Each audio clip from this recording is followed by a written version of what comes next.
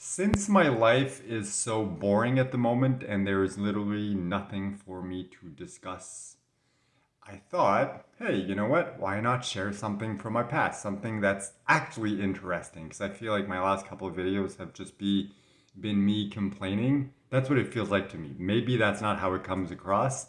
Hopefully it's not. But I've just been feeling like stuck in that sensation of my life is boring. I have nothing to talk about.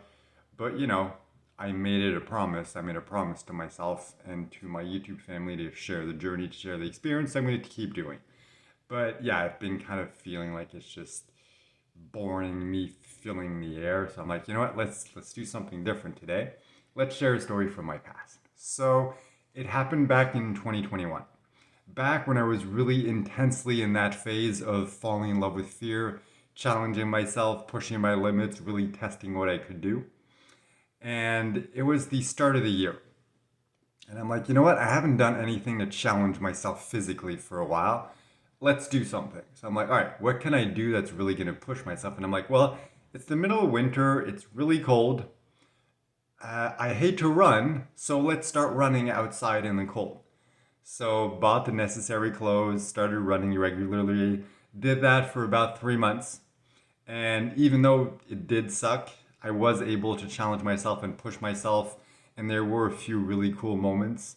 One where it was like freeze raining, everything was icy, it was super cold, I was exhausted. Like every step was potentially the last one because I could just slip and fall and break my neck. And it's just like the moment sucked so much. Yet I was able, with the simple power of my mind, to appreciate this moment because I'm like, one day in the future, years from now, when I'll be living on the beach, I'll just be walking in this, like with the feet in my sand, with the sand in my feet, thinking back to this moment, remembering how much it sucked, but also remembering how grateful I am for that experience.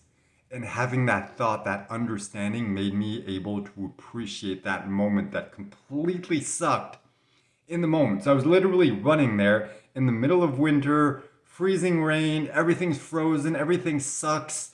Like my entire face and body is frozen. Horrible, one of the worst moments in my life. Yet I had a huge smile on my face because I was able to have that thought, that mindset approach.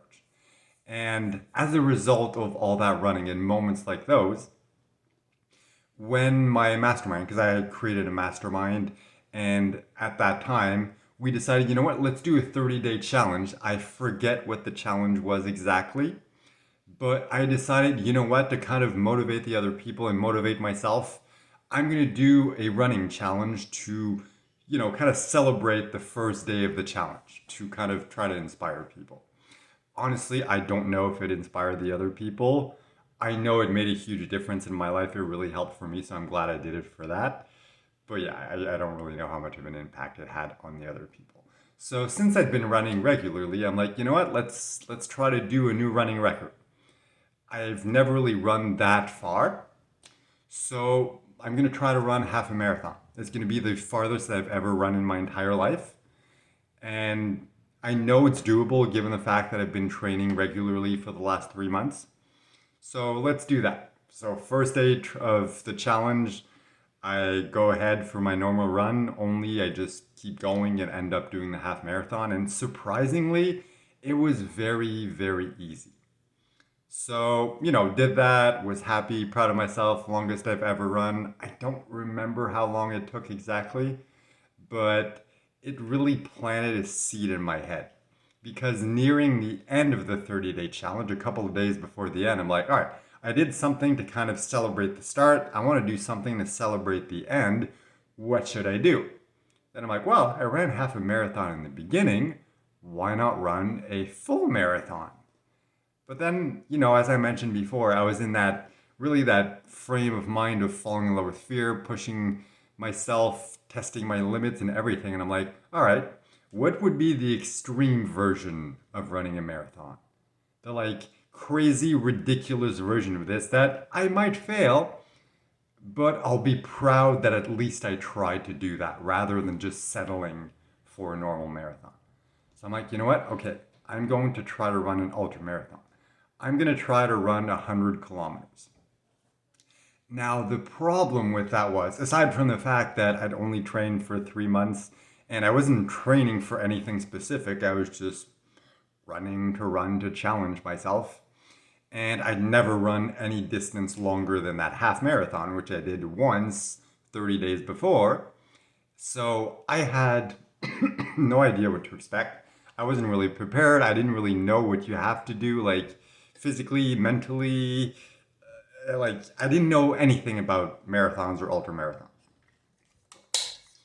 So I'm like, you know what? Doesn't matter. I'm doing it. I'm committing to it. Let's do this. And then I started doing a little research, figure out, okay, I'm going to need to bring energy bars. I'm going to need to bring like drinks. I'm going to need to bring change of clothes, stuff like that. So I started planning, buying the necessary things.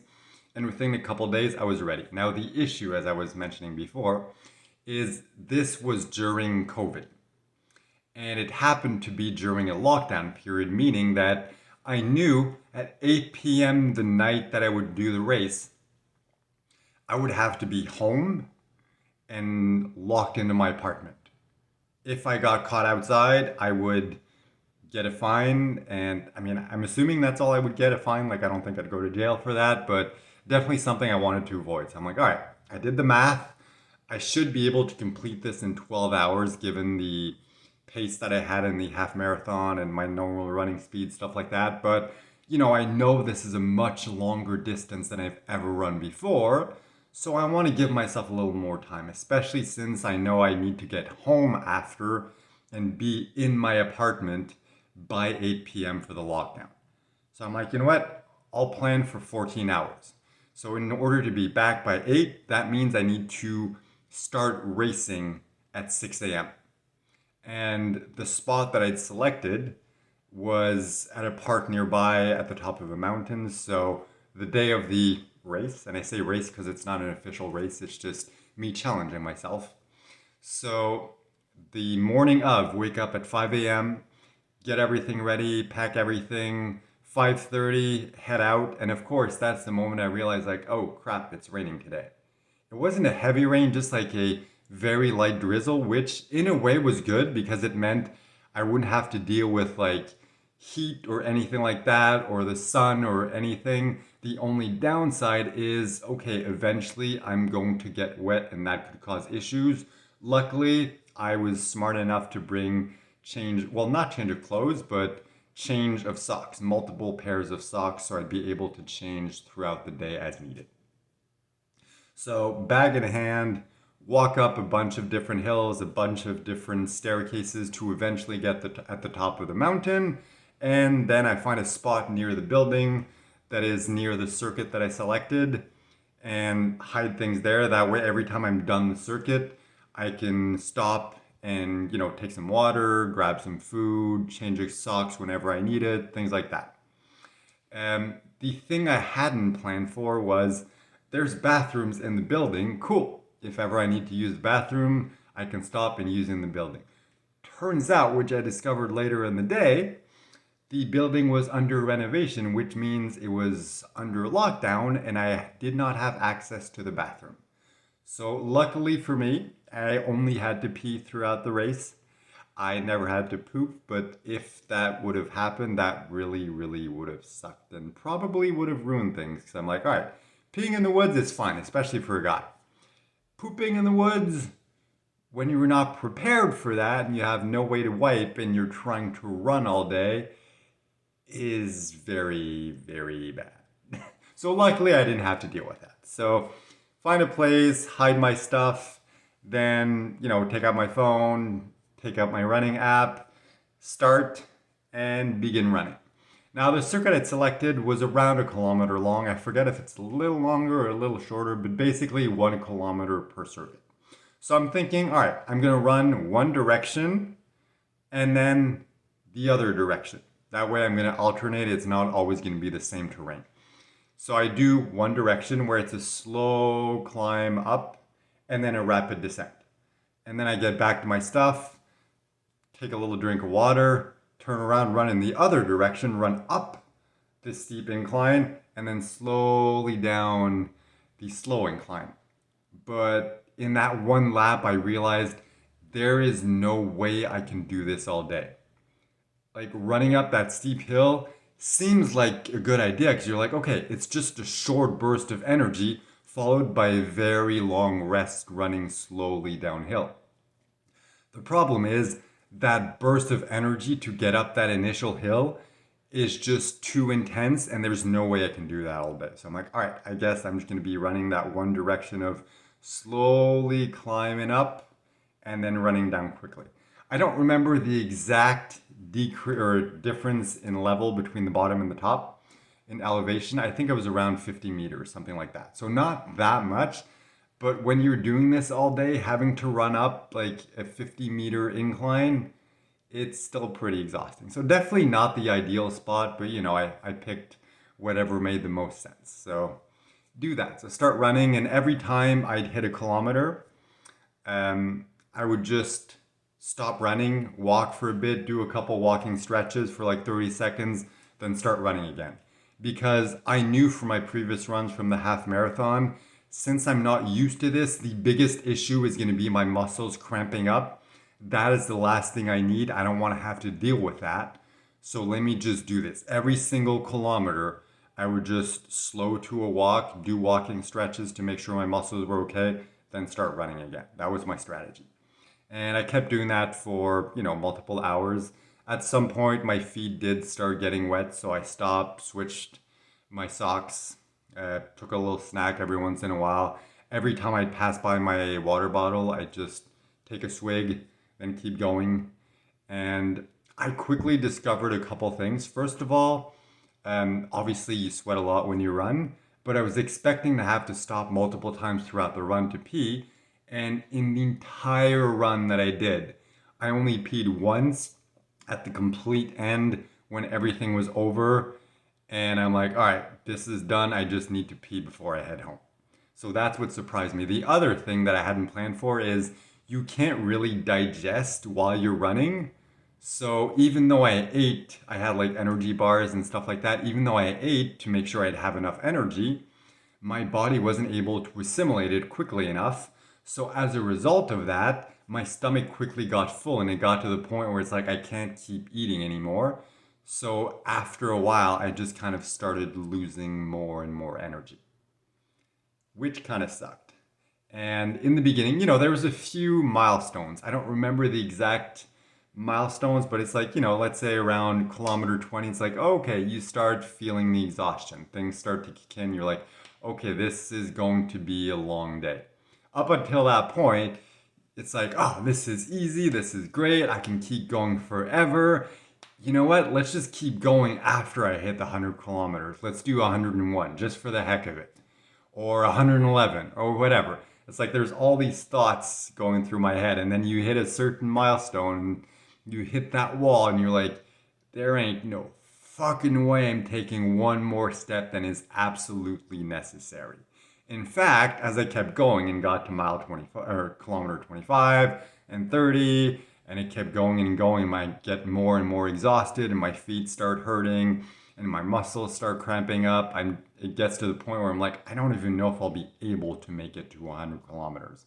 And then every time you hit a milestone, you're like, oh, kilometer 40, should I give up? But I'm like, well, no, I need to at least do the marathon. Like, I can't give up before I do a normal marathon. And then once you hit that milestone, okay, I just ran my first marathon ever. I could give up. That's still pretty impressive, but it's like, no, I need to keep going, at least to kilometer 50. And it's like, you keep trying to motivate yourself and push yourself, but it's just your body's slowly giving out. It's exhausted. You look at the time and you're like, there's no way I can keep this up for 12 hours. But keep going eventually, take sometimes more breaks. I did at some point make the mistake of taking an actual break where I sit down and allow my body to cool down. That was the worst thing that I did.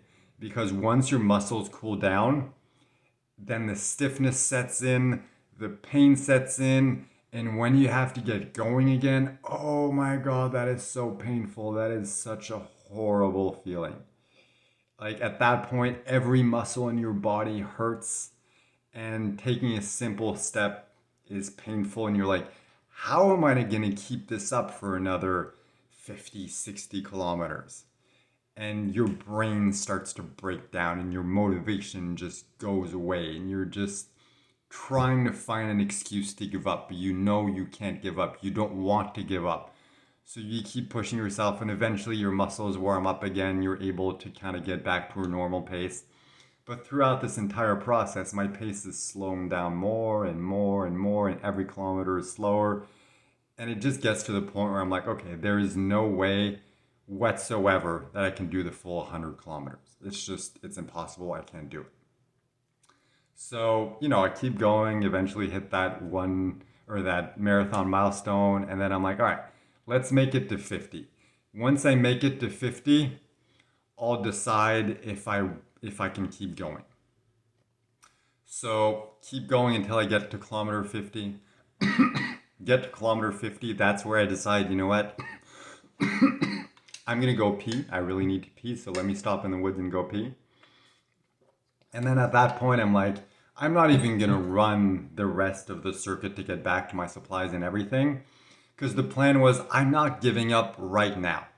I'm gonna go back to my supplies, take a break, even half an hour if I need to, and then I'll judge whether I can keep going or not, whether it's physically possible.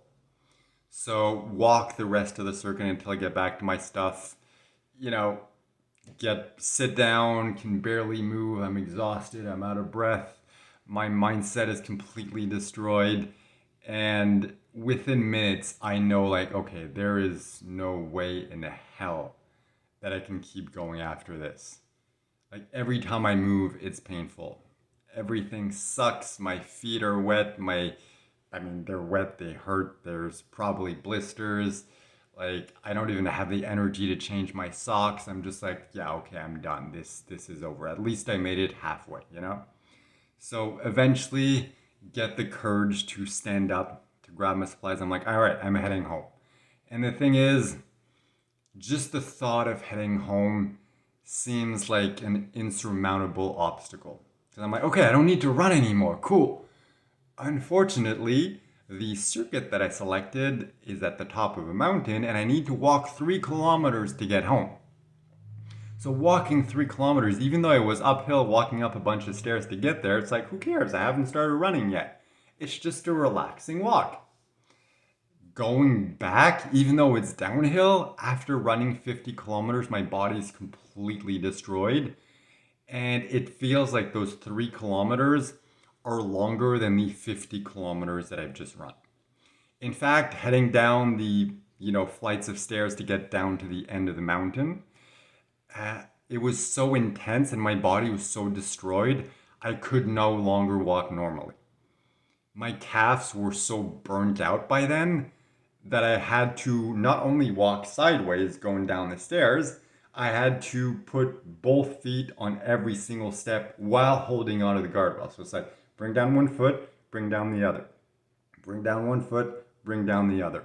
And that's how I had to go down. I counted the steps, I believe, I forget the exact number, but it's definitely over 200 steps.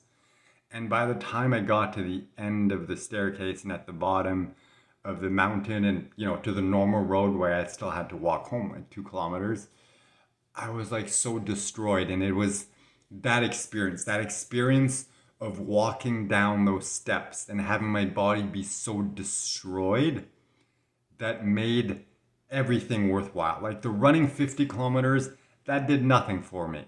Sure, it was a challenge, it was difficult, I'm proud of myself, but that experience of having my body be so physically destroyed, physically exhausted, that I could barely walk downstairs, that's what made it all worth it. And that's weird as that sounds, it was that moment, that one experience of maybe 15 minutes of having to walk down all those steps. That's what changed me. That was the real challenge. So, eventually make it to the bottom of the stairs, walk the final 2 kilometers, walking super slowly, basically limping the entire way, eventually make it home.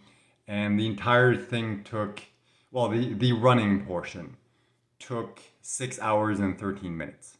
So even if I decided to keep running, given how destroyed my body was and how slow my pace was going and how quickly it was decreasing, there was no way I could have completed the challenge anyway. So I don't regret giving up. And, I did push myself to my limit. I could have kept going, but I don't think I ever could have made it to 100 kilometers. So every time, the reason why I'm sharing this is because challenges like those is what prepared me to go through what I'm going through right now. The only difference is I don't have the option of giving up midway through like I did during that ultramarathon. I can't suddenly decide, you know what? I give up on cancer. I'm done. It's okay. Like, nah, I don't want cancer anymore. I'm good. I learned what I needed to learn. I don't have that option. It's literally keep going or die. I don't want to die, so I don't have a choice. I have to keep going. So this experience I've been going through for the last 14 months is literally the most extreme version or extreme challenge I have ever gone through in my entire life. And it's what I've been preparing for multiple years, doing all those challenges that I did. So even though I didn't realize it at the time, just like I didn't realize I was preparing to run that ultra marathon, when I started running, that's exactly what I was doing. I've been preparing for this for many, many years, and that doesn't make it easy. Just like when I run the ultra marathon, there's periods of having cancer and going through this challenge that are very difficult. The last 3.5 months have been very, very difficult, and I've wanted to give up multiple times. It's just unlike in artificially created challenges like that ultra marathon, giving up is not an option.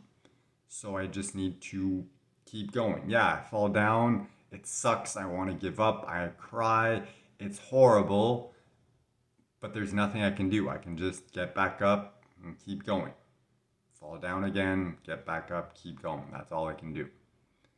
And that's why I'm so grateful for all those challenges that I did, because they prepared me for this. And even though right now in the moment it sucks, I'm in the heart of that ultra marathon, in that period where my body's completely destroyed walking down those steps, and it hurts and it's horrible. But I know that someday, years from now, just like that story I shared in the beginning, years from now, I'll be healthy, I'll be happy, married with a family, walking on the beach with the sand in my feet, and I'll think back to this moment, these last 3.5 months, and how much they sucked. And I'm going to be grateful for this. And even though I can't retain that level of gratitude and gratefulness throughout those 3.5 months, I always try to remind myself of that future version of myself, and how grateful I'm going to be that I didn't give up, that I kept going, because I know that at some point things will get better, and everything that I'm currently going through will have been worth it. So I don't know what's going to happen in the future. I know that right now things suck, but this is just a reminder for myself and for anyone watching. This is what life is about. Life will throw challenges at you. All you can do is just keep going. Keep going, give up when you need to, take a break, get back up, and keep going again. That's all we can ever do.